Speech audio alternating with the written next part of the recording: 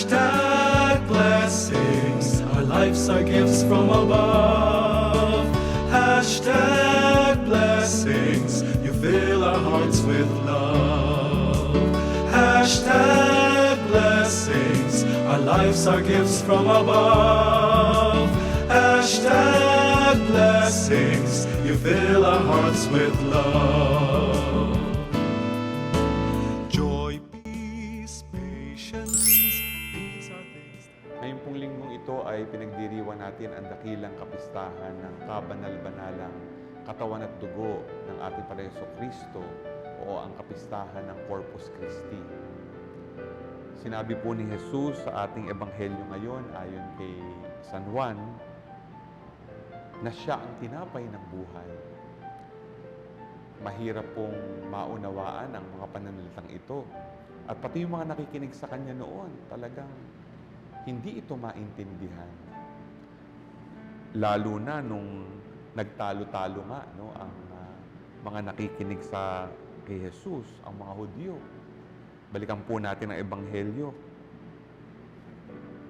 Tinanong nga nila, paano tayo mabibigyan ng taong ito ng laman para kainin?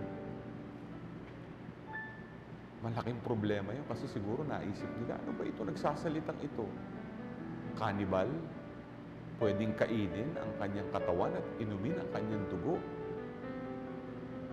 Pero sabi nga ng Panginoon sa kanila,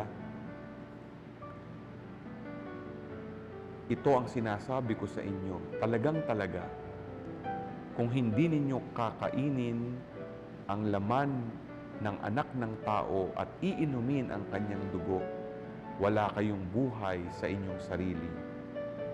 May buhay magpakailanman ang ngumunguya ng aking laman at umiinom ng aking dugo at itatayo ko siya sa huling araw. Mga minamahal na kapatid kay Kristo, kapag tayo ay nagsisimba, nagdiriwang ng banal na Eucharistia, at tinatanggap si Jesus sa banal na komunyon, ito po ba ang pakiramdam natin? Nananalig ba tayo na pag tinanggap natin siya ay sumaati na? Talagang matatamo natin ang buhay magpakailanman? Alam mo, may naalala akong karanasan sa aking ministro bilang pari. Minsan dumalaw ako sa isang may sakit na malapit ng mamatay. At pinahiram ko siya ng langis para sa may sakit.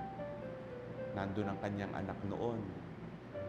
At naalala ko pa nga pagkatapos ko ng paggagawad ng sakramento, ay sabi sa akin nung anak, alam niyo po, itong aking tatay ay lay minister dati. At sabi niya, kahit mahirap at medyo hindi na siya pwedeng kumain dahil sa kanyang kapansanan, ang sana wag ipahintulot ay kahit bago siya mamatay, siya'y makatanggap ng banal na komunyon.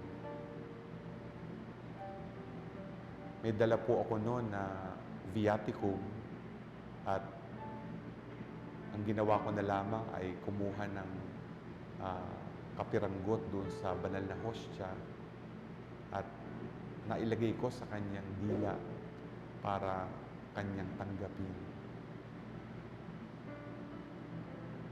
Sabi ko sa aking sarili, napakalalim ng pananampalataya nitong taong ito. At tunay ngang sa kanyang puso, maliwanag sa kanya na si Jesus ang tinapay ng buhay. Tinanggap niya si Jesus. At si Jesus na kanyang tinanggap ang magbibigay sa kanya ng buhay na walang hanggan. Nasa langit na siya, mga minamahal na kapatid. Gusto mo bang makarating sa langit? panaligan si Jesus na tinapay ng buhay. Tanggapin siya. At pag tinanggap natin siya, isabuhay natin ang banal na Eucharistia, ating pagtawid sa buhay na walang hanggan.